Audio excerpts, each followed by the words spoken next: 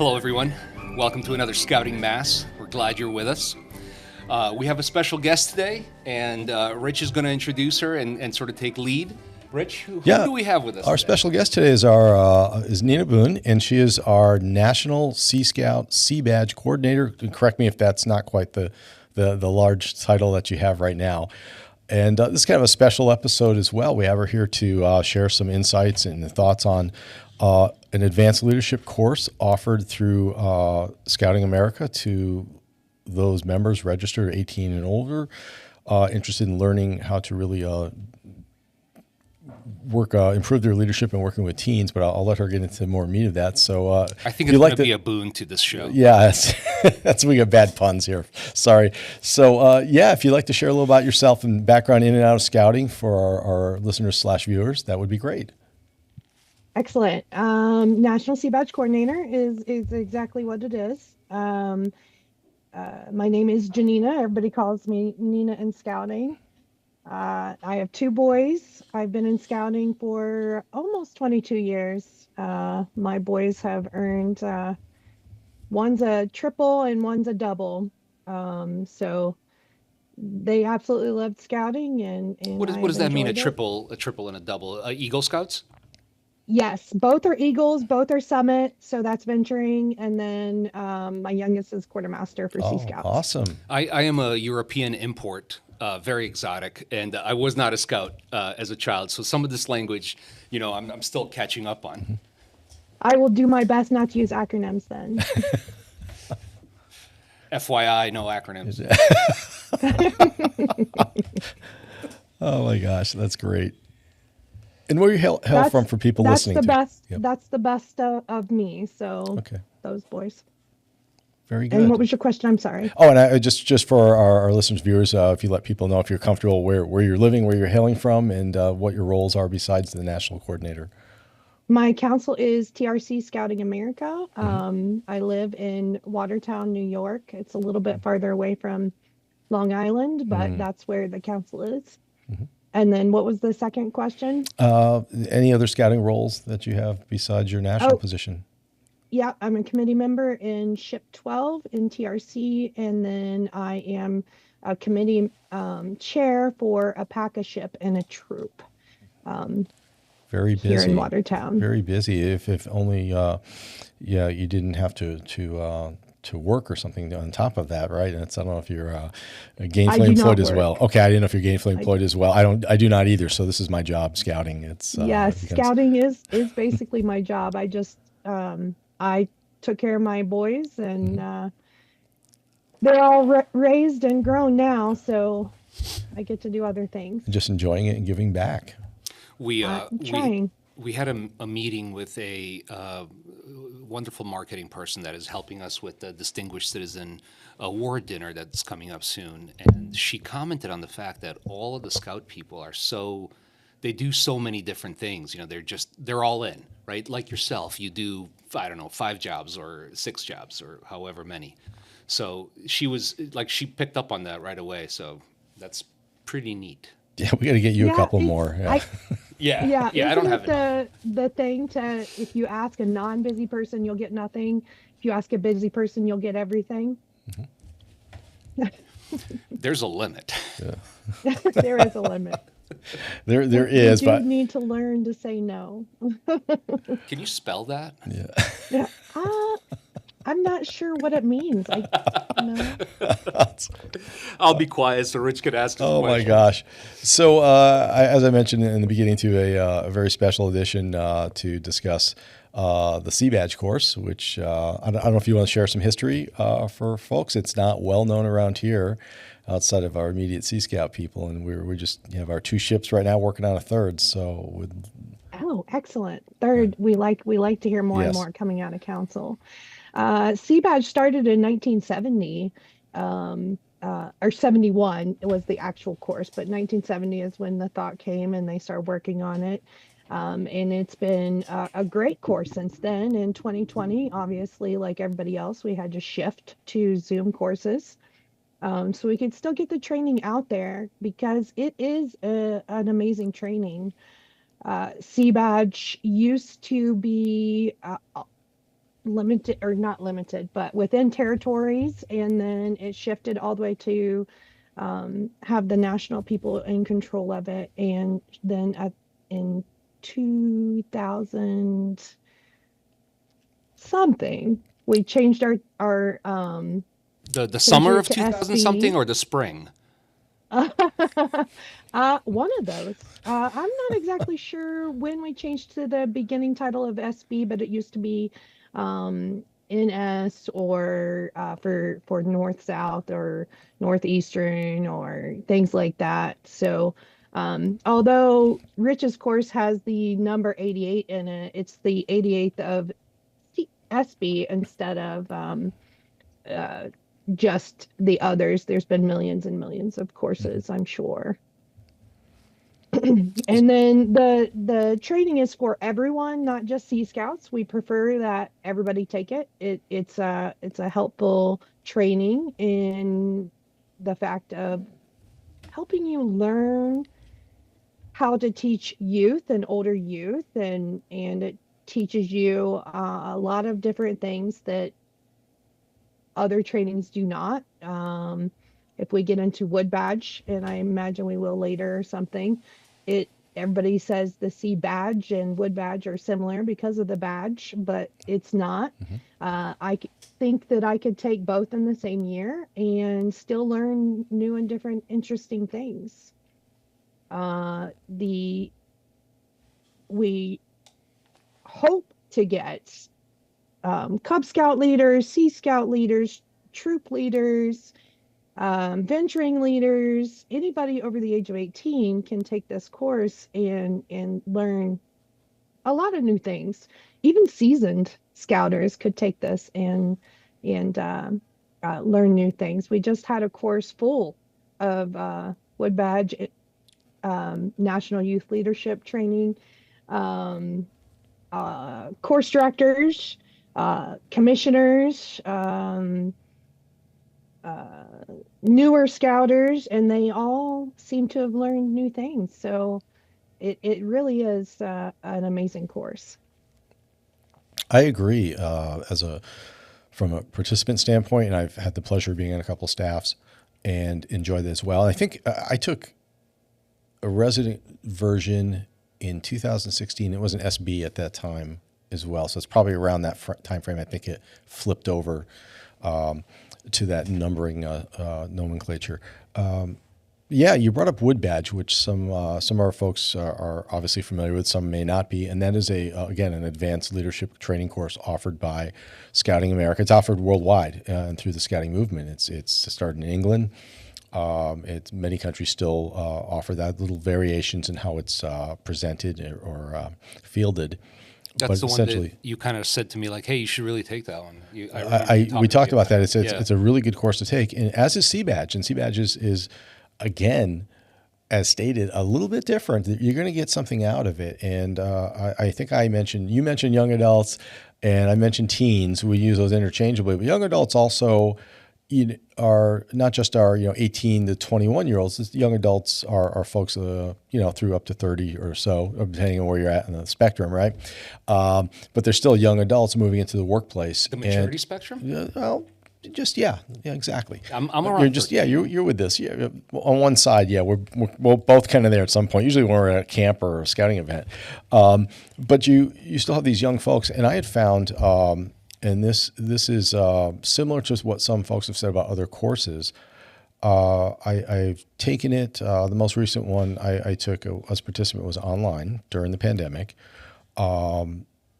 Alex and I both, I'm not me anymore, retired, but both worked for the Department of Defense, and we had to achieve 40 continuous learning points professionally every year, for a total of 80 every 2 years. And you may not know this, and my boss, which was our recently retired director, or about to retire, Larry, I presented the curriculum for Sea Badge, minus the obvious thing where it's like, working with, something that was extremely obvious that was scouting oriented, but most of it's like a group dynamics thing, leadership sessions, different styles of leadership. Most of it could be used in any business or profession or trade. and other volunteer organizations. And I presented that to him, and whatever and I say this, I just remember whatever the clock hours were for the course, minus like 1 4-hour session or something, he accepted all of that as my continuous learning for leadership and management for that year. So, and of course, then I'm like, oh, this is good. Now I take other scouting courses and I'll try this again. And it worked again too. As long as I was presenting to him as a value to my development, as a leader and a manager, it worked well. So that's an added benefit for folks. And I say the young adults, where dealing with wood badge and not taking anything away from that, I'm a wood badger also. You're going through that phase of, we're working you through a cub pack into a scout troop, and you're kind of working in that 13-year-old role, getting used to some things. And you learn a lot about group dynamics there as well. This one, we're focusing on the young adults, the older youth that our program really serves, but totally useful to anybody working with youth in any capacity. So even for board members, it would be a good thing too. For board members, it'd be extremely helpful. I think everybody should take it. Yeah. It will help board members actually, if they are not, fully into this program and reading and being a volunteer within the units. It would help them extremely. They would learn a lot about units in this course. Will you give me, as Rich said earlier, I don't know very much about it, new-ish, just a few years to scouting. Will you give me and our viewers an example of one of the lessons within there? One that you think is particularly interesting to yourself, and maybe talk about that, talk about why it's interesting to you, kind of. Okay, Right? So I will say that all of the courses in CBadge are very interesting to me, but for these purposes, let's go to delegating. A lot of us do not know how to delegate, and there is a session in here in CBadge that helps you delegate and teaches you what exactly the positions that are with you do and how to delegate those.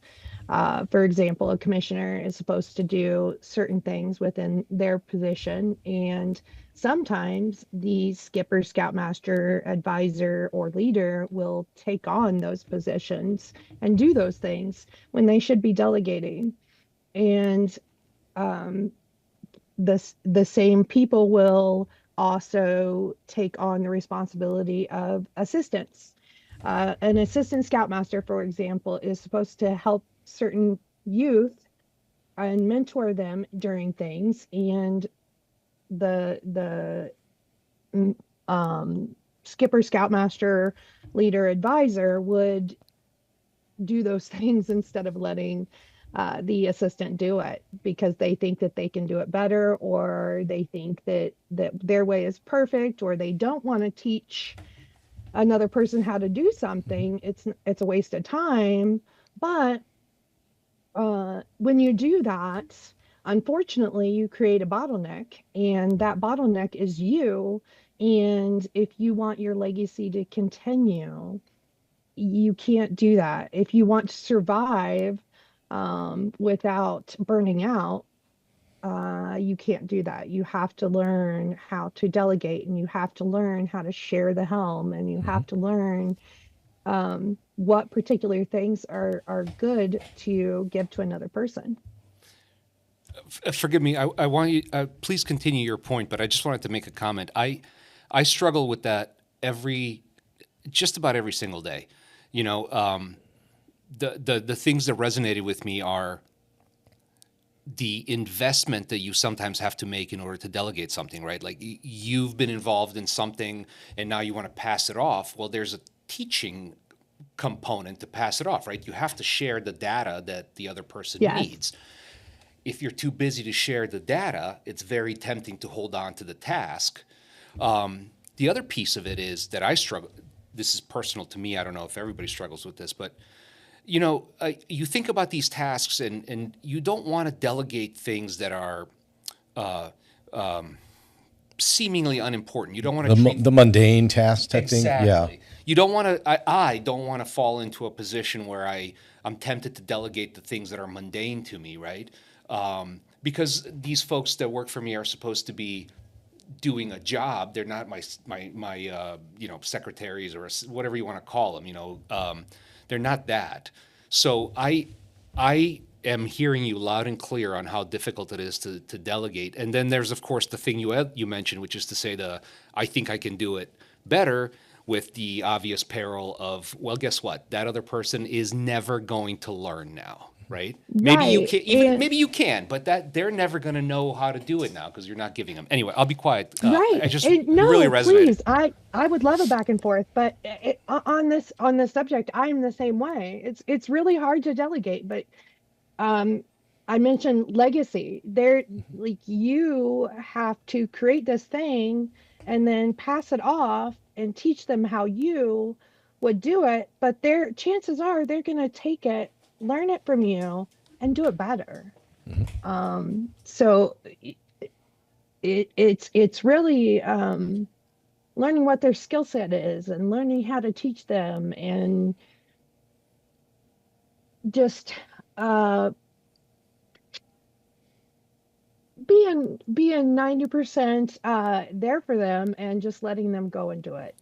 Um, as hard as it is for all of us, it really is hard for all of us.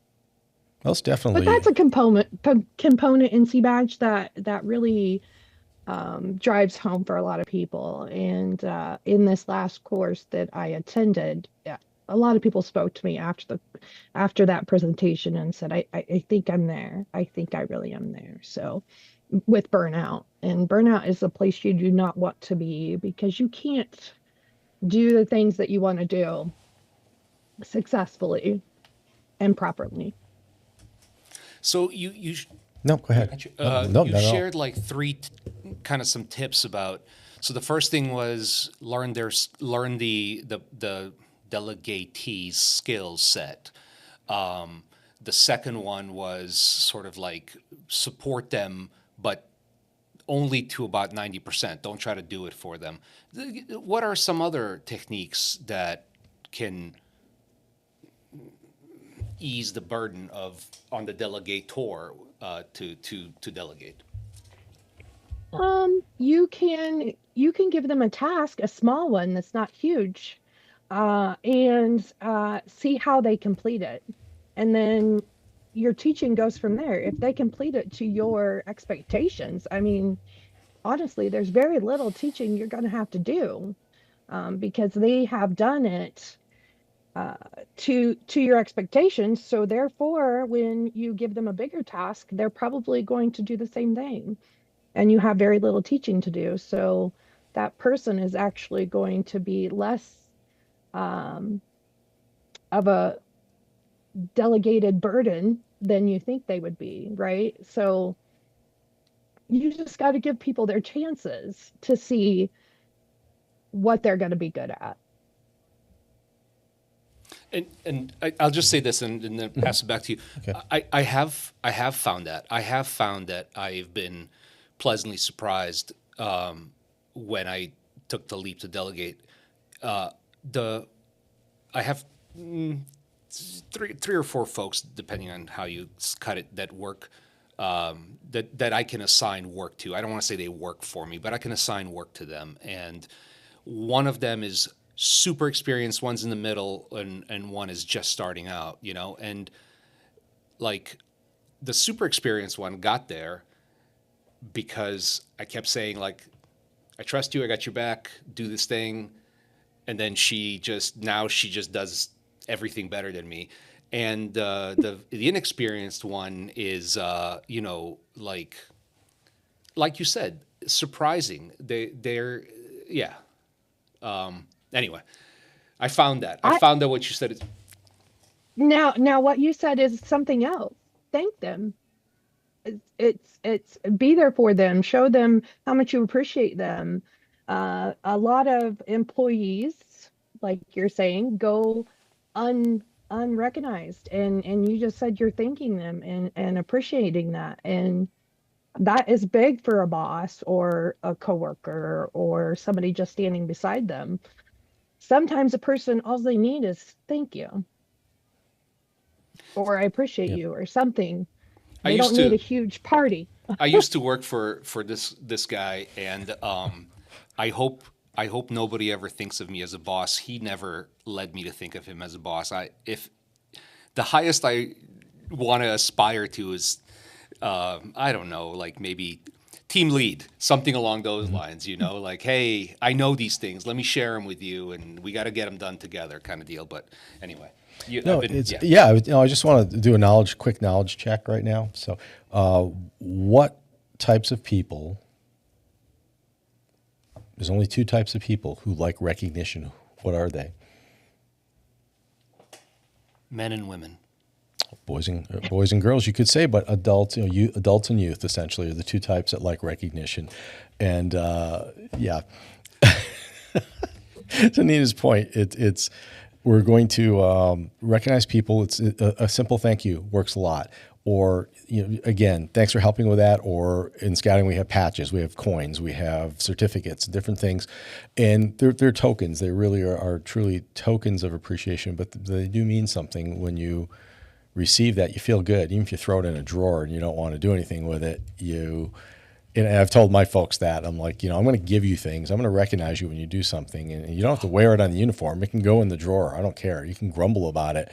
I'm here for the kids, and I don't wear that stuff. I'm like, I don't care. You're going to get it. I've had that coin you gave me for a while. I took it out of my wallet because it Yeah. was like You wanted a Coke or something, and you're drawing change. but I put it over there on the Oh, okay. on the It's over windows- there where it's important. Yeah. on the Okay. windowsill along with the but I did carry the coin, the token he gave me. I carried it around for a long time. That was as a new scouter. It was the Scout Oath and Law on the coin as a reminder for him, just being new to the movement. So something you mentioned a few that's minutes right. ago And was I do have that coin. that one you have. I was talking about the chief coin. Oh, the chief coin. Yeah, Okay. the chief coin that the scouting coin. the scouting coin you carries. All right, carry I feel around. good about that. That's good. So you mentioned something a few minutes ago about sharing the helm, which is this nautical term, and obviously Sea see Scouts what you we are using You nautical steered terminology. into that joke, didn't you? Navigating around Your that. sails Yeah, were okay. full. All right. Sales are usually full. Yeah, that's for sure. But the terminology is interesting, and I think maybe old hat for Sea Scouters, but for the Cub Scout leaders or the district or council people that come to take the course, the Scouts BSA people, they're going to hear some new terminology, which it makes it kind of fun and exciting. It's a little different. So you're like, hey, what is this? What are we talking about? And that'll be explained, and people will be kind of led along by experienced people, and that knowledge will be shared, and you'll learn that. But it's not, it's just you'll pick it up as you go along. And it's a lot of fun to use the terminology and kind of, our folks in the course are broken into crews. And the crews are identified with the phonetic alphabet, Alpha, Bravo, Charlie, so on, depending on the number of participants. So they get a chance to bond as a crew, and even the online course that we're doing here, I say probably, I won't say more so, just a different dynamic. In a resident course, you bond because you're meeting physically there together in little breakouts in the rooms. This one, you're breaking out in the virtual rooms to meet together and do things and having some meetings via Zoom. And people do come together, and I have to say, we haven't physically met yet, but everyone in scouting is a friend, right? We're just new friends that connected through this course, and I've met so many people. I've working with one person in scouting for 5 years now. We haven't met in person yet, just on a national committee, and we're just considered each other friends, connect, talk occasionally, and just like someday we're going to get to the same place. And we're actually going to be like, hey, let me buy you a Coke and a burger or something. Let's have a cup of coffee and catch up in person. And that's one of the fun things about this too. And I found even the virtual course, something I had done on staff with my crew. And I don't know if this is other people are doing this, but the virtual course, I kept one of the groups, the commissioner group, I think, the crew, we have a band group together that still reaches out like, hey, anybody have any idea on how to do this? And people are still staying in touch, contacting each other for advice and some guidance, which is a really neat feeling. And somebody called me for advice. I'm actually, same thing, never met these people, but through a camera. And we're talking, working out some problems and issues they were having with a scouting issue. And it's kind of nice. It's as much as we get a little tired of it during the pandemic, it still helps bridge the miles and it allows us to meet people from across the country, in some cases the world, depending Yes. on the course, right? We've had some people from the Far East and some places that are in the U.S., but may as well be in another continent because they're just so far away, and across time zones and all kinds of crazy things. And I'll slip some plugs in here while we're talking a little bit. So we have our course that we're hosting, Western Massachusetts Council's hosting, CBadge 88, and that is May 30th and 31, that's Saturday and Sunday, and June 6th and 7th, Saturday and Sunday, across 2 weekends. And I want to say roughly 8 hours a day with lunch breaks and some breaks, bio breaks and things, via Zoom. But it's and there's a couple of meetings on online Zoom in between the weeks and things like that for prep work and from some crew relations meetings and things. But it's a lot of fun. It's compact. It's you don't have to go anywhere. It works out well. The price is right. It's $30. And for more information, for anybody that would like to in Western Mass, or actually it's online, so it's open to anybody across the world with Scouting America.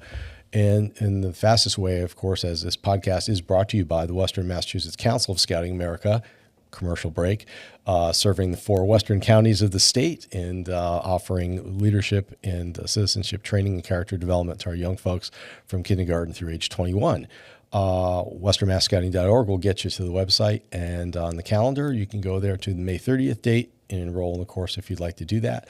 Or you can find my contact info on that page as well and ask any questions or express any concerns you might have before signing up. But I'll be able to answer those, hopefully satisfactory. And we are moving ahead with more applicants. We did another one today, and that's good. And I haven't checked my phone yet. We'll look at that later, hopefully a few more.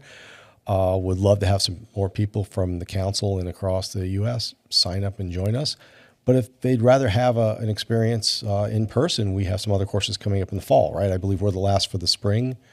And I think in the fall, we're picking up with a couple of resident courses. And I think there's another online January or so, maybe. Yes. Okay. Currently, there is one in Seattle in September. And then there's one in West Virginia it's hosted by the New York TRC Council at the Summit, which is super fun. And then January, Wisconsin Zoom course is being held. And that's my lineup currently. Nice. But you forgot to add that the Sea Scout website also promotes these courses, yes. So you can go there as well. Right. And that's seascoutsingular.org, correct? Yes. Yes. And that's a tricky one because I would put Sea Scouts in and it would just go somewhere else. So it's seascoutsingular.org. And what I found it really quick, I'm not like a really smart navigator in Google. I just type in CBadge plus seascout.org and it pops right up to that page. And it shows the other options, and they have links to register for any of those courses folks may be interested in. And if you're real good at navigating the Scouting America page, if you go to that, you can actually scroll all the way down and hit the Sea Scout anchor, and it'll take you right there to our page for Sea Scouts. Nice. A couple different ways to get there, and a great course. And we said that, of course, we're recruiting. We want more people to take this. It's fun. I looked back at just kind of, sometimes I don't even think about the things I've done in scouting through the years. And I looked at the first residence course I took, and I think I told you I didn't complete the logbook. Took one during the pandemic, did the logbook, and get myself into a couple of, offered up myself for some staff roles and had a great time doing that. And so I have more experience with CBadge than I do Wood Badge. So I said, this is great. And I'm like, this is pretty good. I'm having fun with this. And Nina, shall we put that claim to the test? His experience with Sea Scouts? If you want, you're gonna put me in the spot? Because remember, I have some other knowledge too. Well, let's see how much knowledge he has. Don't ask him. No boating or navigation. That's not part of the curriculum, so we can't do that. Nina, I'll open up this question to you as well. But as Sea Scout presenters and teachers, do you, either one of you, know what a pirate's favorite letter is? R. Oh, it's wait. How about C? Most people think it's the R, but it'd be the C. I think somebody needs to take CBadge because I think somebody might be a good instructor down the road. Yes, I think they would. Yeah, he's also a teacher by previous trade too. So I used to Oh, be a high school teacher. yeah, oh, so then see, we need you to take it so that you can can join us. teach it and join. Yeah. Another cool fact is for 18 to 21-year-olds, CBadge actually helps them advance. It's a good advancement elective for them. I believe for the So, quartermaster, isn't it one of the elective yep. options for Hmm. quartermaster, which is the highest award in Sea Scouting, similar to Eagle Scout and Scouts BSA or Summit Adventuring. I would dare say, as an Eagle Scout, looking at the requirements, it's much more difficult. I would definitely say that. Go on a record and swear at a I stack agree of with that. Bibles. I would still, Yes, yeah. I agree with that. The It's for quartermaster, and this is just my opinion. Quartermaster, the path to getting there is harder. Mhm. For Eagle, the project is harder. Yeah. Yes, yeah. There's differences, of course. It's not an equal. We're doing the apples, oranges, and cherries or something, but Right. with between them. But there is looking at that. But also, there's lots of options, and I remember looking at the requirements as they change, and looking for the young people. I've encouraged them like, hey, this is an elective for you, and you guys aren't just because you hit Eagle and you turned 18. A couple of weeks after, you still got a clear path ahead. And Yes. we can help you get there. And we did have a young lady on the show a couple months back who was our An amazing young lady. yeah, she was. She's a really incredible person. And I'll send you a link if you want to watch that episode. She really was. She had just turned 18, just finished her Eagle. She was our first female Sea Scout in the council. Nice. She earned Eagle as a Sea Scout. She started as a Scout, and her troop folded. She transitioned to the ship, finished it up as a Sea Scout. So we had some other Sea Scouts earn Eagle as a Sea Scout, but they were males. So she was the first female to do that. Just a really, still in high school. She's playing softball. She's working as a Finnish carpenter for a cabinet I company. think she had graduated. She I just don't. graduated. She just, or she. I think she's right now. I think she's graduating. Oh, She's oh, going. yeah. She joined the National Guard. She's going Yes. to basic training this summer. She's Yes. still in the ship. And she works for like a wood, wood finishing company or something. like high end Wow. kind of wood cabinetry products, and yeah. tables. You get it. Like all. She kinds loves of- carpentry and, Yeah. and trucks. You learn a lot about her. Very, very, well organized and kind of self-disciplined young person, which is what we She what we sounds very produce. impressive. Very And impressive young lady. and I kept telling her, She like, was so much fun. C badge, Sam, you need to sign up. You need to do this. You need to get this done. We'll get you through 18 months. We'll worry about after basic training. We'll get you back and we'll get you back on target. But very very impressive. Even for the young people, CBadge is different for those young people who have taken National Youth Leadership Training, which usually is called NYLT. So it's different. CBadge is different. For those who have taken National Youth Leadership Training to go straight into Wood Badge, it's very, very similar. And they get less out of it going right into it after they've taken that. But CBadge, they get more for sure. So it really does help those young people learn and guide themselves into their mentoring position. Because at the ranks that they're at 18, 19, 20, they're just mentors and they're teaching and helping guide instead of really doing, and that's more of their requirements to get where they want to go. So it's really helpful in that aspect too. And for the venturing youth as well, it'll help them. I'd say, and I would even add maybe the older Scouts BSA people, young adults in OA, because that seems to be a larger, Yes. older grouping of young people. So that would be very useful. They're working in that same kind of environment, only at a council or district level.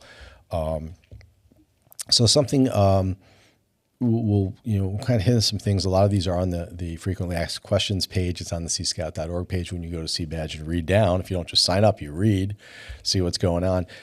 So one of the requirements, of course, is to be a registered member of Scouting America, 18 or older, and completion of the Sea Scout Adult Leader Basic Training course. Yes. which even if you're a Cub Scout leader or a board member, you take this online. Again, no cost. So this is just work that into your schedule, and that's a prerequisite to complete before the course launches off. And you'll have some other questions about participation. There's some stuff about staffing for anybody's interested in that in the future, how to become a staff member. And so I'm just wearing the C badge, Commissioner C badge button down here, promoting C badge, and we got Nina wearing the Sea Scout uniform, which I can recognize, but a lot of folks don't know that. So we're used to seeing the tan uniforms that most of our scout leaders and scouts wear. A couple of us are the rebels that wear the green venturing uniform to stand out, so they can find us, easy targets at meetings. And this is the other uniform, the blue one. I have a couple of these as well, and she's got the configuration with the Jamboree patch, but it's the navy blue, appropriate, very affordable uniform, and that's usually worn by Sea Scouters at the ship level, council or district, national level, territory level. Is it a requirement for participants? I already know the answer, but I'll let you ask that. So if a board member or Cub Master wants to take the course. Yes, a uniform is required for the course. If you are in a Sea Scout ship or involved in Sea Scouts in any way, shape, or form, so like a commissioner or the Commodore or whatever the case may be throughout the council, you need to wear the blue uniform. Fun history fact is we used to have 3 or 4 different uniforms, I do believe, whites, tans, and some blues that were not like these. Yeah, we are the only BSA or Scouting America program that cannot wear our legacy uniforms. So in order to come to Sea Badge, we have to be in this uniform or the green or the tan to be able to take it successfusly. Very good. So that's you'll see. You'll tell everyone's in full uniform on the online course as well, because you'll see them from just the waist up or the midsection up, so they've got the pants and the shoes and everything's all official at that point. Yeah, 100%. Yeah. They are totally, completely in uniform. Head to toe for sure. Yeah, head to toe for sure. They've met the online requirement. Yeah. They absolutely should, and they should totally make sure that they are somewhat in uniform. So something else on the course, be it online or resident. I know a couple of the online courses I'd been on. We had a few folks we talked about, folks coming from Cub Scouting, Scouts BSA, venturing, council and district positions. Something I think is a good fit, and I've seen a couple of folks from Exploring come in. I'm also involved with Exploring. That's another teen program, and you and I are kind of, we endeavor to work with Peter here on some broadcasting Exploring. And that's the same age range that our Sea Scout leaders are working with. And it's also a great introduction to them, because they may be jazzed about engineering, fire science, whatever, but they might be like, hey, boats are cool. Maybe I'll do this. Maybe I'll go swimming or just, scuba or snorkeling. Or at the very least, those 18 to whatever age folks are exposed to another program. Again, the nautical stuff it's just terminology. We're not teaching boating skills or seamanship skills. We're teaching leadership. So it crosses all the programs. But the terminology makes it fun and different. So if you're not thrown by that, you're not too conscious about kind of learning what who the skipper is and what the bosun is, or how to spell bosun. That's the hard one, and the scuttlebutt and the different terminology we use. It's kind of fun to learn that. You get away with a little knowledge about another program. So I've tried to push scuttlebutt. It. Yes, scuttlebutt throws a lot of people off who weren't in the Navy. Scuttlebutt is just your rumor mill. But it's fun to say scuttlebutt. Yeah, it's a fun word.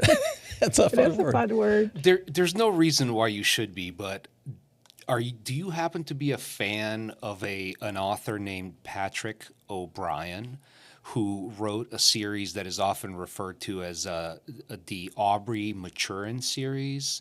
There was a movie called Master and Commander with Russell Crowe, if you recall it. We're probably going back 15, maybe even more.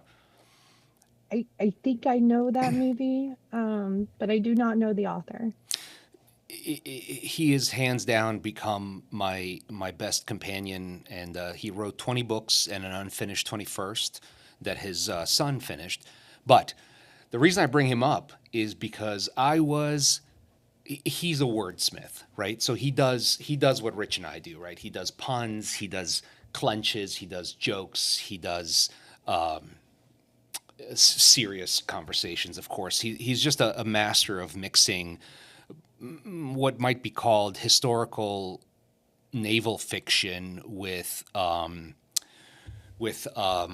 oh gosh, it slipped. It's a word that means like a book, the novel of manners. That's what I wanted. So Richardson with Clarissa or Pamela, or you get the idea.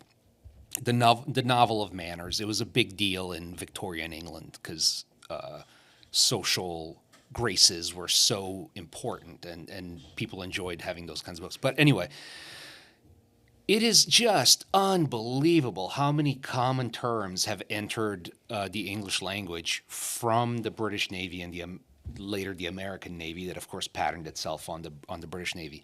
You already mentioned scuttled butts. Flash in the pan, not specifically a naval term, but flash in the pan, of course, means somebody who has like a one-hit wonder, right? Like a one-hit wonder is a flash in the pan. Mm-hmm. That is related to the old gunfire. Yes, right. The old flintlock pistols. Yeah. If the little bit of gunpowder that was in the pan did not succeed in lighting the main charge and discharging the weapon, that was called a flash in the pan. Right. It was like a misfire. Right. Yeah. Going off half cocked is another weapon. So another gun one, right? So you had to pull the hammer. The hammer, you had to pull it back twice, and there was 2 clicks. The first click is a safety click where it won't move, you can't pull the trigger, but you can load powder, you can load the barrel, right, without fear of accidentally discharging the weapon by pulling the trigger. So going off half-cocked today means, it's sort of changed, right? Today it means that you're kind of like maybe mad and like proceeding like mad, but it used to mean that you weren't ready, right? Because if you're half cocked, the weapon is not ready. So going off half cocked, it started by meaning you're not ready, and now it sort of means like, kind of not getting the full story and getting mad and reacting. Like you're loose cannon to bring up another weapons thing. Sorry. This is what we do. Sorry. What's the most dangerous thing? What's the most dangerous thing on a wooden ship? I mean, many things, right? But a 4,000-pound cannon that is improperly secured and is swinging with the roll of the ship, it can do tremendous damage to people and the ship, right? And just, oh goodness, more. We have a session that is called Block and Tackle, but people like to call it tackle because that's how it's spelled, but some are convinced that tackle is how the Navy used to say it. So its terminology is great. It's so block and tackle is fun to say. It is. That's another fun phrase. So O'Brien's books are narrated by an amazing voice actor named Simon Vance. And I am, to use a phrase from the book, I am morally convinced that they did research on how to pronounce these somewhat historical terms. They do say it in the book. They do say it block and tackle, right? Tackle, okay. But that doesn't mean they're right? They could have gotten bad info, but we still have that word. We still use it in loading aircraft, and we have such a thing called a snatch block, which is just a big circle that reverses the direction of a pulley. Okay. Right. Yeah. So if you have your pulling device here and the cable goes away from it, a snatch block reverses the direction of that cable, comes around, and so you can pull something from this direction through the snatch block into the pulling device, if that makes any sense to you. It does. Right. So you're reversing the direction of the pulling force. Anyway, I'll stop there, but I'm a word guy, you know. I taught English, so I get a kick out of, and I get such a kick out of how words come into the language, and you know, then they kind of leave the languages. They're no longer useful. Terms related to like shepherding or animal husbandry, uh, very few. Dialing your phone. People still dial a number, but a lot of people do not know why they dial a number. Right, right. But words go out of the language as it, you know, they don't become, they're no longer a common concept. Take a word like the grass is greener on the other side, right? We have all of us have a familiarity with grass, and we can kind of understand that grass is green, and then we go from there to what the expression means. But some expressions come and go away. Uh, g- don't count your chickens before they're hatched, right? That's an old expression that has to do with the eggs. Not all eggs will develop into chickens, into chicks and chickens, right? So, Right. but how many of us actually raise chickens anymore? So anyway, I'll stop.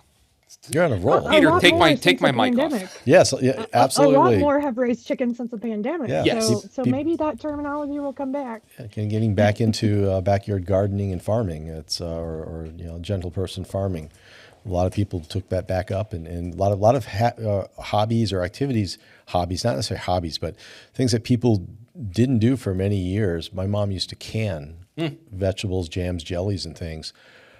And that kind of disappeared for a while. I think that started back up during the pandemic as well. People did, started definitely. jumping all over that. Like I can make stewed tomatoes or spaghetti sauce and put it away, or green beans or whatever they're growing. People get back into a lot of these home you know, used to call home ec skills, for lack of a better term, right? They're just taking care of you know, the sustenance in the home or the farm. Yeah, the language is interesting. And That's another great expression. Home ec stands Yeah, for home economics. economics, right? And we've gotten away from that because we feel it's derogatory towards homemakers or whomever Mm-hmm. part of the couple that stays at home and watches the home.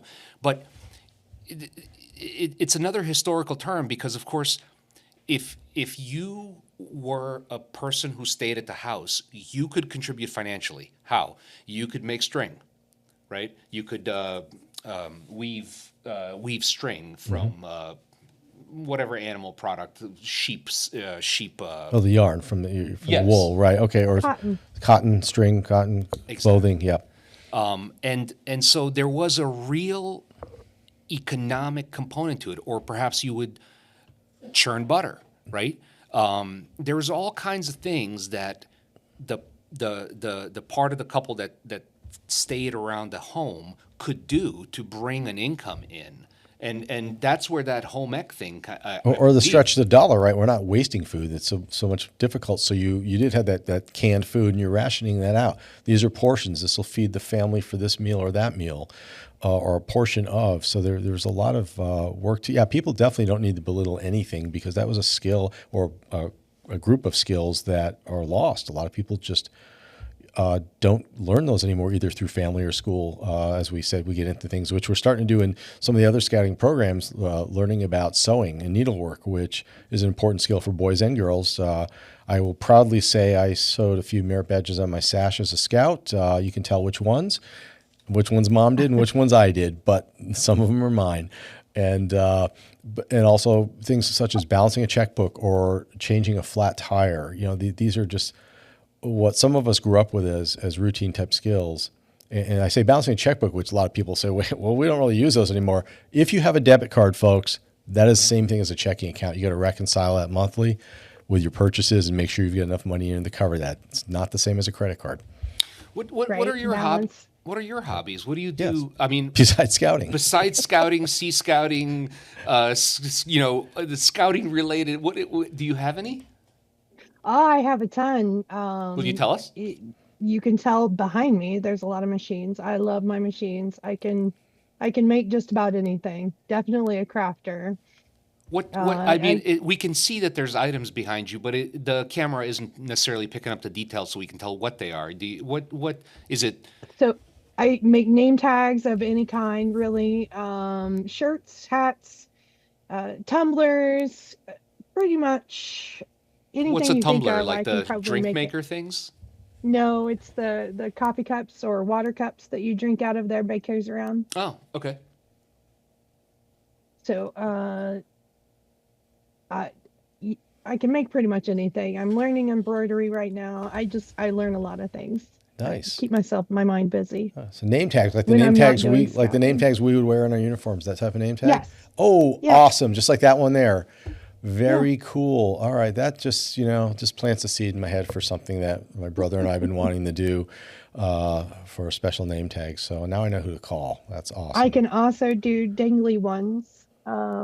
Like Do you put in your button? uh yes, I don't have Or one the hanging on type, me, right? but Or the for the yeah, they lanyards or the just hang on the pocket. pocket Yep. and say, ask me about Cub Scouts or ask me about Sea Badge Yeah, that's or, things like that. we need to get one for some people. Ask me about Sea Badge. I just attended. We need to get that one done and given out as a promotion for the next group coming in. Yeah, wear that I around. like that. That's I no, I just just popped in attended. my Ask head. me about Sea Badge. That I is love that. that is actually a neat idea. I think.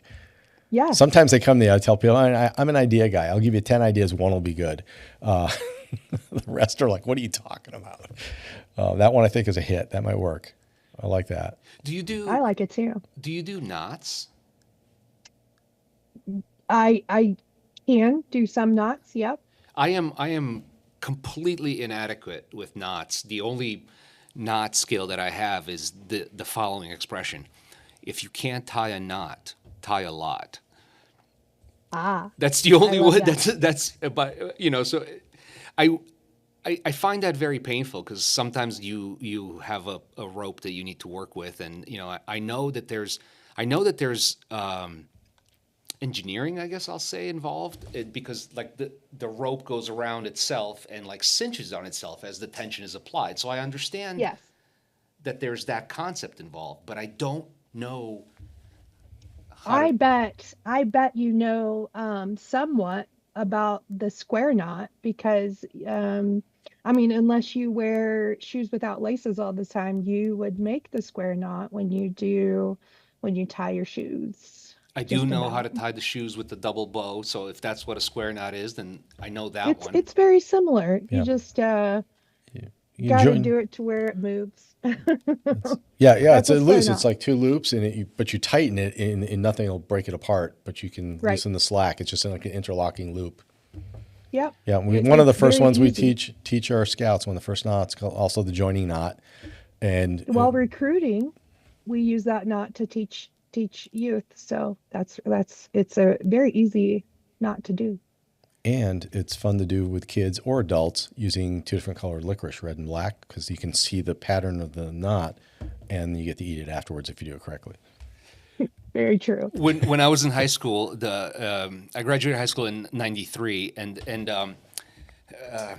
we had these little wristbands and like these strange little things, and you basically took a whole bunch of like colored plastic strings and then you interwove them together and it would make like a square tower that had multicolors. And I was always just so I mean I could follow a pattern if somebody started it for me, but I was always just so impressed. There was one young lady in my high school who could just like start several of them. She knew how to do it. It was just always like, wow, look at that. Knots is a huge part of Sea Scouting. But it's a huge part of scouting in general. But Sea Scouting, we have a lot of nautical knots. And it, do you own maybe a boat? I do not. Not yet, you should Okay. say. Not yet. Usually, he's a One fan. of You our don't know. You families. don't know Alex. Alex is an aficionado of motors, automobiles, motorcycles, trucks, I very much Oh, enjoy airplanes. mechanics. Airplane mechanic. Yes, Yeah. I was an airplane mechanic, and I very much enjoy mechanical things, which is, I'll be quiet because I know you want to talk about knots, but which is why I didn't learn knots, because when you're dealing with mechanical things, you're mostly dealing with cables, metal cable, woven metal cables, and those are connected with swedges, right? So we have various these little crushable things that are called swedges, and so you turn the cable on itself, make a loop, and then you connect the loop to the body of the cable with that swedge, and of course that keeps the tension on the main part and basically reduces the tension on the knot, the swedge by half, right? Because some of the tension goes into wire and some of the tension goes into the curled end. But anyway, I'll be quiet. So that's why I never had to kind of learn that, right? Like I was always like more on is there maybe a chain, right? So or connecting things with fasteners, bolts, screws, etc. So that's the direction my sort of education on machines took me. And anyway, so more on knots. Please finish your thought. So the 8, and I cannot think of what it is called right now. Rich, help me. When I'm you working on are it. Put me on the tying a spot. boat. Sorry. Ah, Oh, I put myself when you're on the tying the spot boat too, up 'cause I to the Yes. bollard The there figure on the 8. shore. which one is that? That is a knot that we do, yeah. Which one and is it that? holds tight. And that's part of that Cleat, principle. cleat hitch? No, it's not. It's sheep shank. Which one is Well, that? that's what you tie it to, is the cleat. Cleat. What? Yeah. What is it? Ah. Well, think about it for a second, but that's the same concept, right? The figure of 8 Yep. pulls the tension over the part that's loose and holds the Yes. loose part cinched tight, Yep. right? So it's that same kind of thing. And that's one of our simple knots. So those are 2 knots that I'm betting that you do know. I have seen the tying up to a bollard on the on the pier. I have seen that. And again, I think I can do it if I see it. Like I kind of have to relearn it every time, Like I see it and I remember it. I'm like, oh yeah, of course, it's that. That's me. Yeah. Yeah. Yeah. Yeah. I do some macrame, which is all knots, and I have to relearn it. And then once it gets going, I'm good. Well, that's actually why I asked you about knots, because you said that you make that you sew and that you I don't know if you said crochet, but I remember as a very young child seeing my grandma do macrame and crochet, and I remember she had a long needle with a hook, and so she would like do something, and then she'd pull the hook through and pull that piece of string through the loop that she made, and that was the thing that kept them together. But of course, she did it so fast that, I was just kind of watching. I wasn't learning. I do not crochet because of those needles. It's really, really hard for me to hold on to those needles and do all that fast. But macrame is just you're doing the string and knots. So usually, sometimes you may need a needle. Correct me, but macrame leads to things like doilies, right? It can, yes. It can. Yeah. Okay, what else? What else do you make out of macrame? Doilies are more of a crochet type thing. Oh, okay. Okay. Yeah. Well, macrame is rope work, right? And I believe that was something practiced by sailors many, many years ago, back in the British Navy and things. That was a passing of time activity. And they would create, I remember it was like a big thing in the 70s, and people would have these macrame like plant holders they suspend from a hook in the ceiling. Yeah. And it was just kind of rope woven into this shape where, they sell similar things made out of metal for like fruit baskets and things in the kitchen stores. Yep. And people would have that made out of the rope material Yeah, for their plants I've and done things. some of those, and I've made a swing, and Nice. I've made a horrible owl. That was the first project I did, and it was gross, but I'm very proud of him. And he sits behind me if you're able to see him, but he's not awesome, but I learned off him. You had a So hoot. Yeah. I did have a hoot learning how to do that. Oh gosh. Oh my gosh. I think you need to. I think you're ready to sign up now. We'll have you do it right live on the air. It'll be great. Yes, yes. get you You this- want to take the sea badge. I You definitely. do. You do. If there's one thing that attracts me to the Sea Scouts, it's the knots. It's the knots, because I can just see so many moments in life where you need a foolproof knot, right? There are so many, and like with your pulley system, you can use knots there, and you can pull things as well. There's a knot that can be utilized as a pulley system. That's There's right. lots of knots. It's basically engineering with rope, and, With and rope, you don't yeah. always Yeah. need the mechanical aspect of an additional piece of pulleys or wheels. hooks or whatever. It's all pretty much done with just the rope. There's a moment in the book where they describe exactly what you're saying, right? By making various knots, they were able to use every knot as a pulley to lift a very heavy weight when the characters needed to escape from a French prison that they were entrapped in, and they were trying to move a big stone. But yeah, and the author does a tremendous job of describing that, and I was like, man, if I could just do that, you know? Because I think I'm fascinated by the concept of the pulley, right? So if you run the rope through the pulley, every time you run the rope through a pulley, you decrease the weight of the lifted object by half.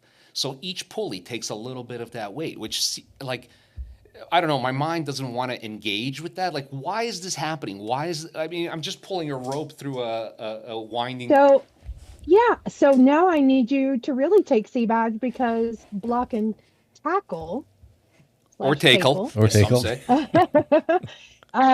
is talks about pulley and how to use it in the leadership aspect. So that should be a draw for you. It is. You just had And you it's just a 3-part series. you just had So- an invite from the National C-Badge Coordinator to enroll. Yes. That's Yeah. that's an important invite. Teachers. I mean, I'll tell you stuff. I'll say, hey, you should do this. And you're like, yeah, I'll get to it. I don't want to be a teacher's pet. Yeah, I'll just tell you, it looks good on your resume. I'll say that. Yeah, that's an old It does joke with look us. good on That's your a resume. joke between us. He's roped me into like 600 activities by saying, like, you know, this will look. It will. Listen, all the things, and going back to the beginning that Rich was talking about, all the things that we take as team building and learning and teamwork, all of those things will actually help you in your work environment. And actually, CEOs and higher people in the work environment send people to do trainings that we do for millions of dollars, or I should probably say thousands instead of overkill. But they send people to do teamwork activities and build their team for thousands of dollars, and we get to do it for hundreds of dollars Or less. or less. Yes. And so Scouters learn what CEOs are trying to teach their people almost in every training we take. And the delegation we mentioned at the top of the session too, and that is Yeah. difficult for everybody. And we discussed knowing your people, right? Knowing their skill sets. I've said that 100 times. You've heard that. Everyone brings something to the team, and you find what they're good at and capitalize on that, because that's going to make them happy. They're good at it. They like it. It's going to help the team out.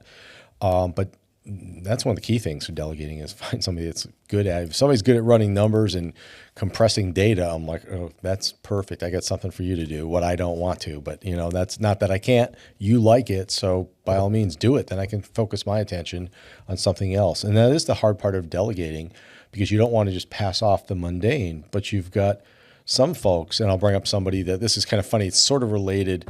Somebody we worked with, Morgan, who is actually a boater, and he goes by Captain Morgan. He does boat training on the side. And Love that. And Morgan's a good guy. Morgan comes to me when he worked for me and said, you got something else for me to do? I'm bored. I'm like, bored. Nobody comes to me and says they're bored with the job. He's just was very efficient, got things done. I'm like, I got something for you. How's this sound? He was all over it, and it was just racking and stacking data for me, and he just loved it. And he would just compress reports for me monthly, and it was something I struggled with. I knew how to do it. It just took me forever, and he'd just turn it around quickly. But the course will help you and anybody else that takes it learn to delegate, learn what to delegate, and learn to have a little more trust in your folks, whether they're teenagers or 40-year-old employees. Either way, you've got to just trust people to run with something. You train them, or they've received the training. They can do it. They just need that opportunity. And there's nothing wrong with, you don't want to hover, but you just want to be available. I'm here if you need help. I'm here if you need help. Don't Go be the for it. helicopter leader. Yeah, for sure. don't do that. Even though we like aviation, we don't do that. We want to just float around, right? We're going to be like the Sea Scout people, just floating in the vicinity, like the Coast Guard. We're like over here in case you need us. We're over here. Go ahead and do it. Yeah, safe place to fail. Yes. That's what we need to Yep. give them, a safe place to fail. Man, do I connect to that concept, right? Because I still have a terrible kind of fear of failing, right? And I can see I'm smart enough to see that it's of my own doing. I can see that I've set up the stakes in my own mind, and that if I could stop doing that, but I there's a hidden part that doesn't want to stop creating these high stakes where you can't fail, you can't. You're hard on yourself. You're a hard judge on yourself, and a lot of us are. We look at ourselves and we compare. Because we know how much work we put into it. We know we could have put a little more into it, right? Well, you feel that way too, and it's also hard to hand something off if you've put work into it and built it up. It's very difficult to hand it off to somebody else. Say, run with this. Are they going to care about it as much as I do? I think in a lot of cases they will if they've come along for the ride with you, and whatever that activity is, be it a Sea Scout ship or a scout troop or a summer camp, any activity. If they see your passion for it, that's contagious.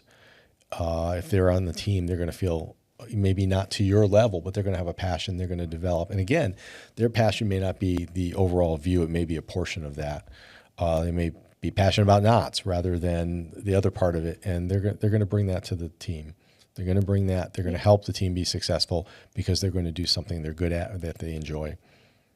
Yeah, and if you're sharing and open with them with everything that you're doing, they'll definitely know what you put into it, and they'll come up with their own ideas, and like I said earlier, chances are that they'll take it and make it better, in or different in their way. And that's what we were looking for. We want them to succeed in their own way and feel proud of things that we know, we feel proud of, and they've taken it and made it better, and then there's your legacy. I like that. Yeah. I got another C word for you that surfaced while you guys were talking. It's a porridge. It's a shipboard porridge. Again, we're talking early 1800s time frame. It has a fun name. It's called Skillygalee. That's cute. Skillygalee. That sounds like Gilly some kind of Gilly. camp food, doesn't it? Yeah, or like a cruise. You're on a cruise, and this is what you're getting for breakfast or dinner. I don't even know if I said that right. Skilly-glee. You got it. Yeah. Okay. That's a fun word to say. It is. for It is sure. so much fun to say. It's even Now, better when you can use it in a sentence. Yes, I was about, so tell me what it means so that I can use it in a sentence. As I say, it's a porridge. You can have different ingredients, but I think to put an image in your head, I'd like you to think of oatmeal, right? Okay. So oatmeal can be made thicker, thinner, raisins, nuts, my preference. You can make it however you want, but I find that a lot of these meals, my brother-in-law is a cook, a chef, I should say, and he's an unbelievable, well, he's a great chef, but he's an unbelievable cook, right? He has ruined chicken parm for me at every restaurant because he does little magic. He puts little magic in there, and from this book series that I was talking to you about, there's a recipe called a spotted dog. And it's what those guys would have called a pudding. And that word also is a weird word because it doesn't mean what we call pudding, right? A pudding can be Yeah. like they would have called the rice in rice pilaf. They would have called that component of it pudding, right? And of course, they had various bread puddings. What a spotted dog was these guys had these barrels of dried bread called ship's biscuit, right? It was an unleavened dry cracker. Okay. Okay. And it's still a thing, right? Survival rations often give you a no yeast, no rise, dried. It's basically flour plus water.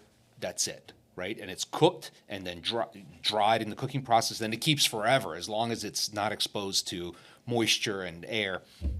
So they would take this ship's biscuit and they would pound it, and then they would add raisins, which is where the spotted comes from. I don't know why they call it dog. I never found that out.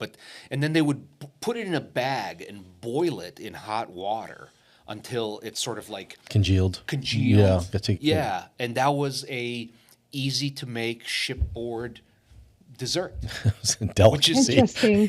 which is another way of using pudding, right? Pudding can also be a synonym for dessert, as in Very addition to all interesting. those other meanings. That Yeah. honestly to me sounds like something my Sea Scouts would like to try to make. You kind of get them like, let's make this. Oh, And he be like, made it for let's me, see. and it was very interesting. I mean, it was different. You know, it was not maybe our modern tongues are used to modern food, right? But olden food. I follow a couple YouTube channels. I think one of them is called Weston 1876 or something like that. And basically, what they do is they try to recreate historical recipes precisely. Not only is the meat prepared in the exact same way, for example, if it's but the types of pans, the types of heat source, open fire often, Yes. or so all those things. You know, it's fascinating to see. Those guys were eating okay, except for the lack of refrigeration thing. So they were Yeah. relying on smoking and salting, which requires a separate process to desalt and tenderize. But yeah, it's just fascinating. Again, all these skills that we haven't needed for 200 or whatever, 100 years, and we've lost them. We have, sadly. It's good that some things it's good we've lost. I'm just thinking of recipes. It was a sideline story. One of my friends from scouting and I were having New Year's, celebrating New Year's with his family, and he found this recipe for a Revolutionary War era, 1700s era beverage called Flip. Have you heard of this? It's an alcoholic beverage, an adult beverage. And In the book, they use the word as a title for a type of English beer. yeah, it was heated. It was like steamed and heated. He had the recipe. He found this. This was back in like 1994 or something. And we followed the recipe. We tried it. And fast forward to like 2-3 years ago, I like to go to libraries for presentations by authors and museum folks. And there was a lady from the Connecticut Historical Museum there talking about that era, about taverns and public houses, in the bill of fare they'd have and the beverages. And she goes, there's something called Flip. And she's describing it. She goes, I don't think anybody here has ever tried that. So my hand goes up and she goes, really? She says, I've never met anybody. How was it? So it was horrible. It was like the worst thing. It's like, what give were me a you- Pepsi. Give me something after that. It was terrible. It was like, I don't know what, I don't remember the recipe exactly. You can look it up, but it was just like you used some kind of ale or something. You boiled it. You added some ingredients to it, poured it in a tankard. And I'm like, you try it and you get that first taste. You're kind of like, palate, got to get used to it. Do I like it? Second one, third one, I'm like, I need a Coke. I need something else. It was just, to me, it was just not pleasing. And my friend, he was like dumping his down the sink. So it was kind of a strange. So I think that would be a terrible drink. Yes. One thing I tried that is not what it says it is blood pudding. Oh, tell us. It is basically a hard sausage. A really hard sausage. But I went to Ireland with my youngest son, and that was the only thing that was different for us. Was it hard, like a Blood salami pudding. type? It's like a hockey puck. Oh, even harder than salami. Okay. Yeah, Oh my gosh. it's black, and it is literally called blood pudding. How's the taste? How is it palatable or I mean, it's not bad. acquired? Okay. It's acquired for sure. Yeah. It's like your beer. Why that name? Why did they call it that? That I don't know, other than maybe because it's black in it. That's all I got. Yeah. That's interesting. That is And interesting. it really does look like a hockey puck. It's thick, and it's It's as thick the as only difference is it has holes in it. oh my gosh. You haven't touched your sausage. What's the matter with you? Because it keeps sliding on the ice. I don't know. Oh Yes. my God. So now when you watch hockey, you'll think of blood pudding. That'll be stuck in my mind now. That's awesome. Oh my gosh. That is great. What else did you experience in Ireland? Lots of great things. Sheep are everywhere. Mm-hmm. Like cows are everywhere for us, but sheep are everywhere there. They not all of them speak how we think they speak. Mm-hmm. It's definitely different. The more into the south part of Ireland that you go, is the more accented you get. In Northern Ireland, not so much accent. It's there, but not so much. It's not. It's understandable. Mm-hmm. They don't talk as fast. And roads are small, and you drive on the opposite side of the road. It's and I got to witness um, a, a mountain, the ocean, and a city all at once, and that's pretty rare here too. That's for sure. That's awesome. The accents are interesting because I'm fascinated with accents just within the United States too, and it's interesting to listen to people when you travel. And you just came back from Alabama, so that's a whole different dialect or accent down there. And Yes, it is. we have what we call, and just in being here in Massachusetts, there's a handful of us at a certain boundary line that don't park our cars. Like our Yeah. friends do in the eastern part. And we're kind of more like upstate New York and part of the upper Midwest. And I think it's called the, what was the phrase? The Mid-America accent or something like the newscasters would strive to use. And I spent time in Alabama with the military years ago. So that was always a fun thing. You have to kind of get used to it when you're spending time down there, and you get used to some of the phrasing and some of the words. Yes, I'm from Indiana, and funny thing is we drop our R's, kind of like your accents there in Boston, or in Massachusetts, and I had to listen to it coming up here to New York, and it's it's crazy. I had to. I guess it's not drop our R's. We make them longer. And I had to fix my speech so that my youngest son could speak properly, like wash. Yep. And now I overdraw wash. So accents are great. I think they are. It's part of the character of different parts of the country, or I like to call subcultures, which maybe is not the right term. And you go in there and folks speak a little bit different. They do. I remember a friend in college from Eastern Massachusetts, and we were all sitting around talking. We were actually in West Virginia, a couple hours up from the summit, and people were just sharing knowledge and kind of sitting around. And he used the phrase tonic. Right, which is that North Shore, Eastern Mass, it's soda or pop. And these people are like, what's that? Like, this is pop. And they're holding up bottles of Diet Coke and things, and he goes, you're from Massachusetts. What do you call this? I said, I call it soda.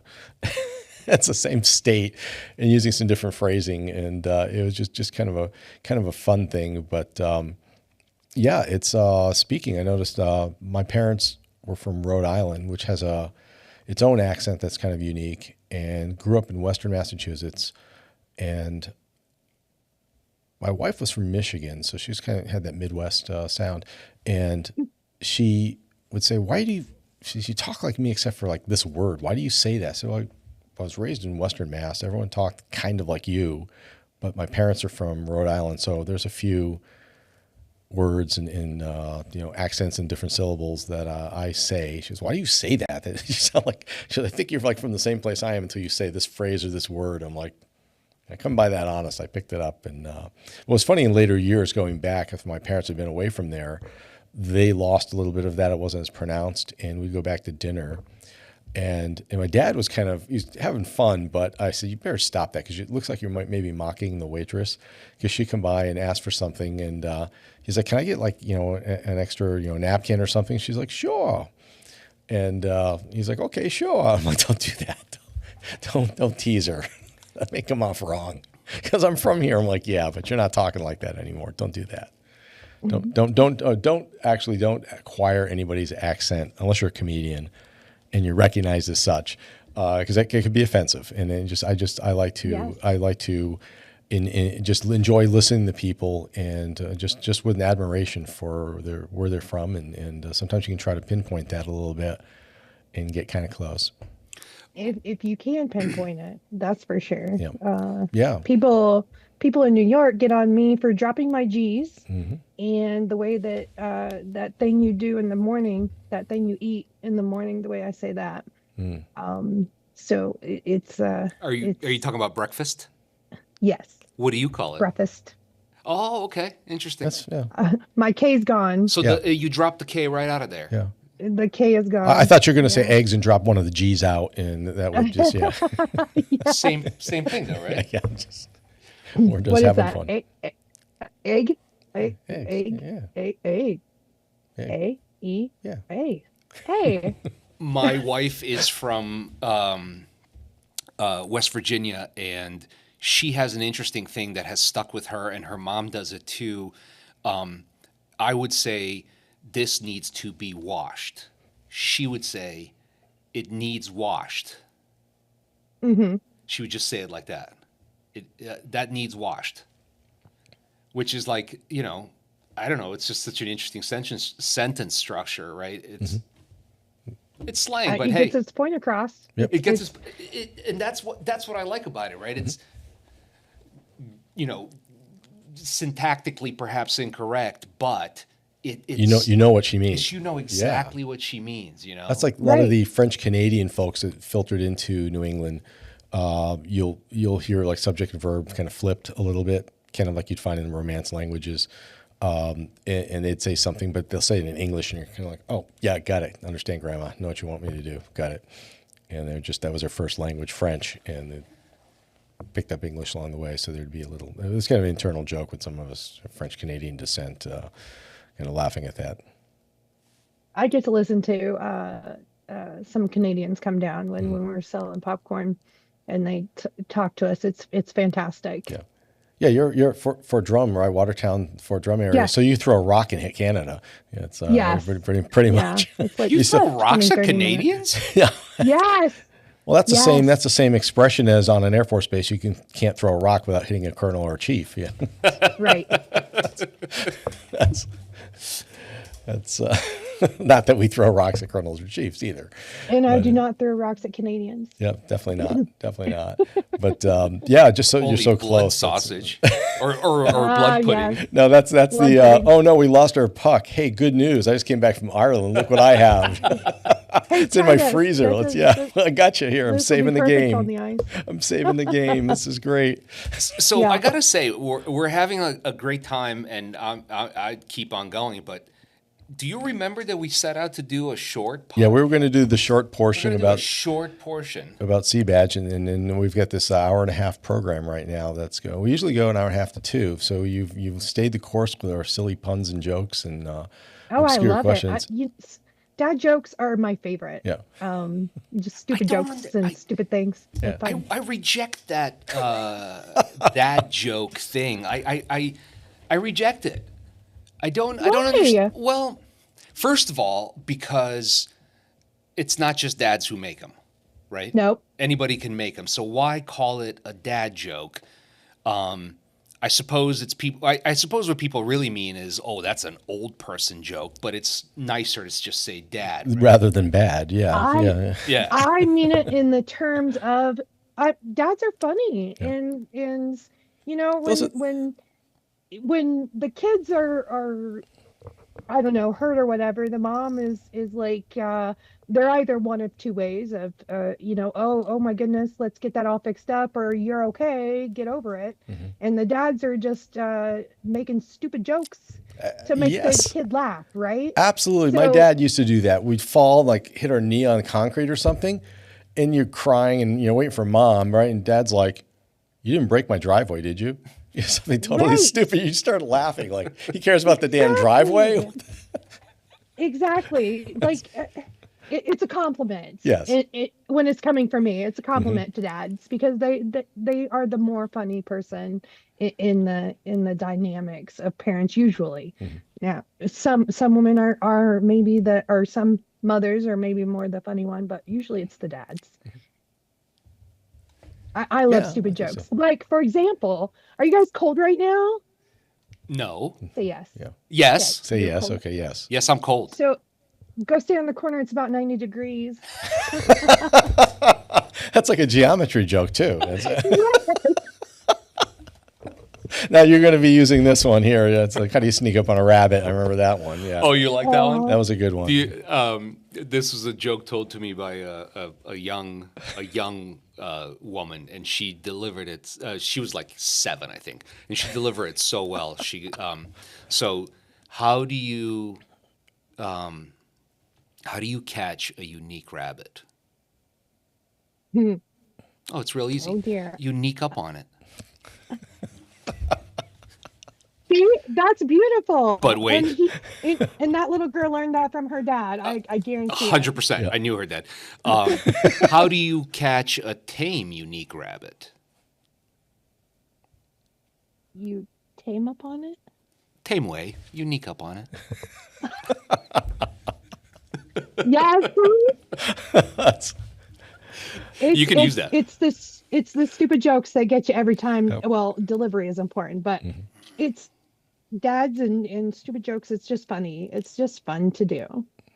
Yes. And it ties back to leadership, because if you as an adult are able to do crazy, stupid, fun things and show your youth that it's okay to be that way, and show them there's a time for serious and there's a time to be funny and have fun, they will learn from that and they will grow that way. Nice. That's a good point. And I think sometimes with teens, thinking back to my, as a teen myself, and then dealing with scouts of various programs. Speaking of the 1800s. Yeah, exactly. Or 1970s, but that's pretty close. You kids at that age too are just going through all these, changes and challenges and peer pressure. And scouting is a great outlet for them. They get to go in, as you said, really, it's a safe place to fail. I call it a safe harbor, also meaning that nothing bad is going to happen to you. It's a good place. You're with peers and adults that care about you and are going to watch out for you while you're doing whatever, you're not doing bad stuff. You're just having fun doing things. But noticing adults, especially I think at that age in the teens, laughing, making fun of themselves, being silly, takes a lot of that pressure away, at least for, an hour a week or a weekend or whatever the activity is, where, there's that thing to be cool, boys and girls get that. Like, I have to act this way because I'm like 15, I got to be like this. Now you can let your hair down, be a dork and have a good time. And you're watching your scout leader do the same thing, or one of the others, just let loose and have some fun, have a blast. And it's okay. It's okay to be that way. Time is appropriate when you're with a group of people. Have fun, relax, tell jokes, be silly. And there's plenty of time to be serious, as we all know. There's plenty of time for that. Yeah, and that goes back to Adult 101. They're watching us and everything we do. And that's another thing you learn in CBadge is they're watching us, and everything that we're doing, they're going to turn around and do themselves. So feeling safe or being, mean or whatever, they're going to turn around and do it. So the best way to teach them is in your actions and your words. Most definitely. And that's true of just leadership in general, not just with youth, but with other adults as well, right? We just lead by example. We set an example. We're also human beings. It's okay to show the, quirky or not so nice sides when not purposely, but when they come out, acknowledge them, move on.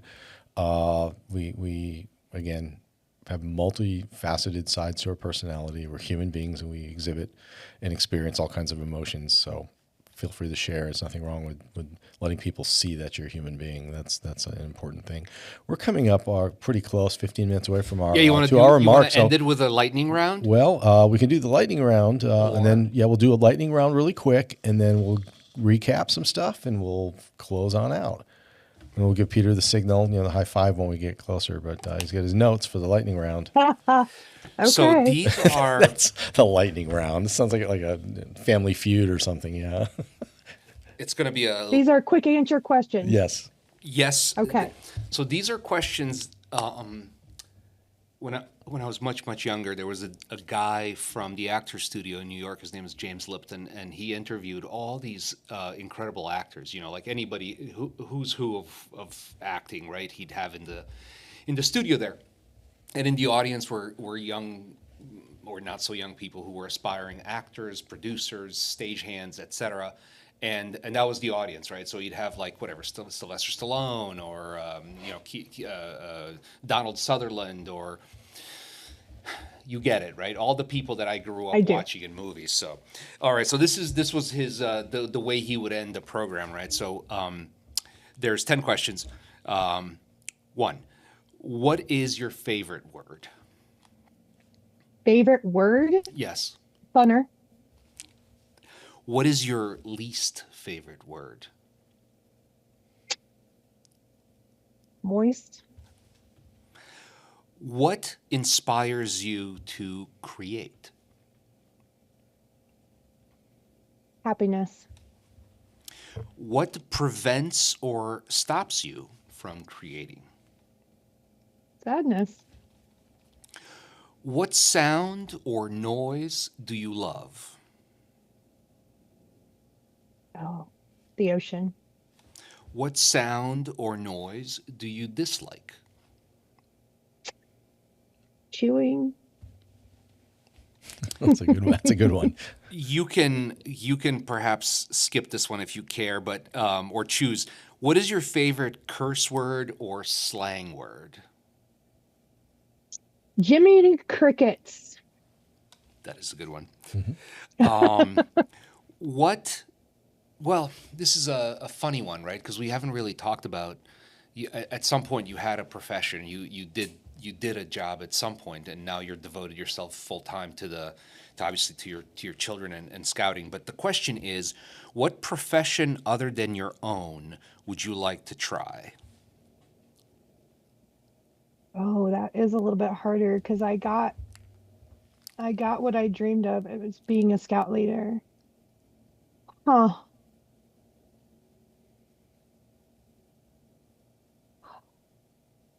Okay, I pilot. What profession would you not in at all want to try? Anything that gets gross. Anything that was on Dirty Jobs with Mike Rowe? No, because that show not I might do all of those. But I don't know, anything gross. Just gross. I don't know. Cleaning up the machines that tan leather. I would not want to do that. Okay. All right. Sounds gross. Oh, that gave me one. Working in a chicken factory. Yeah, That's gross. My heart goes out to can those smell them. folks. Yep. Yes. Okay, last one. I phrase it this way so that it lets you, if heaven exists, what would you like to hear said to you as you cross the gate? Oh.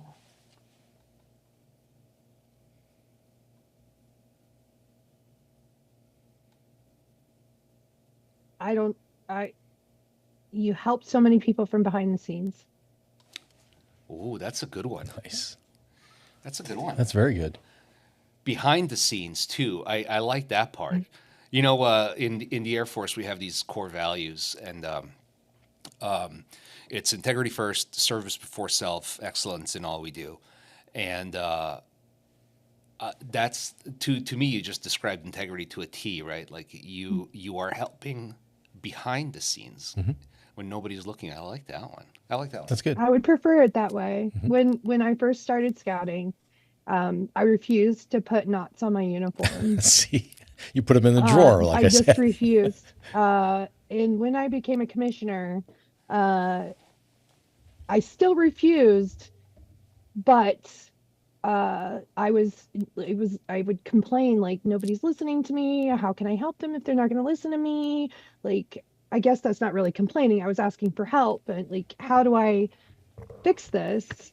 Because the seasoned scouters don't tend to listen to the younger female.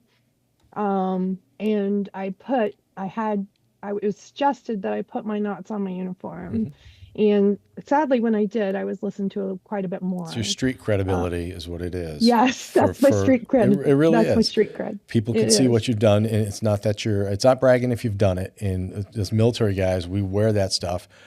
And as I said with my commissioners, I'm kind of like, you're going to get it. You don't want to wear it. I'm not going to make you wear it, but you're going to get it because I can tell what you've done by looking at your uniform. I know what I can count Right. on, what you've done, what job you've held, how well you've done it. You've performed. You've been trained.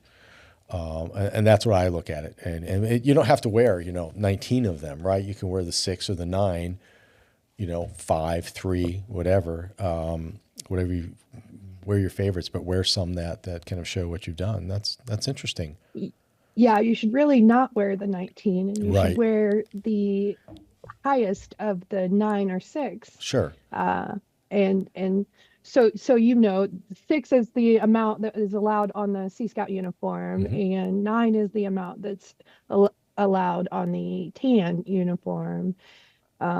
So wear the highest ones you have, so that your street cred, I like that, Yeah. Rich, can be put out there. Yeah. I usually, non-Sea Scout uniform, wear the green, the venturing shirt. It has no knots, nothing. I have an Eagle Scout council strip. And I get in trouble because I always wear my beads, and I have to put those on once in a while because people are like, hey, you haven't taken this. I'm like, yeah, I have. They're like, it's not on our records. I'm like, yeah, it's the old code. It's the old code. I'm in there. But street credibility, and part of that is taking training that makes us better leaders, better scouters, better citizens, better employees, employers. Whatever Yes. our role is, training never hurts you to learn anything, whether it's learning knot work, which could come in handy somewhere just as a hobby or around the house. It could save your life if you're in a French prison trying to move a boulder. Not that that's going to happen anytime soon, but you never know. But seriously, training is very important. It's great to learn all kinds of different things. It just makes you aware, even if you don't practice that regularly. It may come back to you. You can understand somebody else's role. And again, working with youth, courses such as CBadge, be it online or in residence, is an outstanding course for all scouters to take, regardless of their role. It will help them be a better leader, better person overall, more productive, more self-aware. And I encourage folks to go to cscout.org and look up No CBadge. S. And the cscout.org, well, there's a couple in there, but cscoutsingular.org. Got some fun with English here. And I'm arguing with the English teacher. That's not smart. We're not I get a C for the semester. I got it. So back to nautical jokes. You didn't catch that one. Okay. I caught it. So Don't you worry. cscout.org, and you can go to CBadge and look up the various courses. I'd love to see folks sign up for the Western Mass course, SB 88 MA 2026, May 30, 31, and June 6 and 7. Love to have you sign up for that. But if you can't make that one, there's a bunch of others in resident and online that you can check out in the next 6 months or 9 months. Please consider signing up for that. That'll make you a better scouter, introduce you to some older youth program ideals. And thank you so much for joining us today. A little trivia before we play out. Our opening theme you heard, I don't know if you're a music fan, that was John Philip Sousa. I like to call that out, the March King. And the title of that march is Boy Scouts of America. It was written for our organization before the name changed many, many years ago. Oh, So nice. that is our theme music, and it does kind of sound a little bit like a Monty Python play out a bit there for fans of Monty Python, but it is Boy Scouts of America, our former name.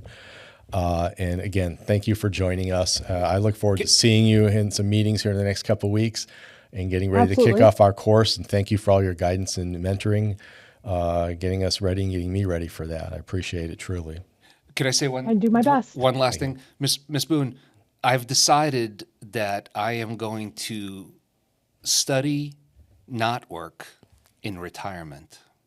Yay. I love it. Hey, you mentioned Mighty Python, not to extend a little bit. Oh but I yeah, met John no. Cleese. For Monty Python, Yeah, we can add. Okay, I met John Cleese in person. awesome. He's a great guy. That's I mean, awesome. he was a little old. He's very old now. he's very but old now. It was at the end of last year. I met him Oh, in wow. person. Are you a fan? So I'm sorry, but I did not know who he was beforehand, but he's a pretty fantastic guy.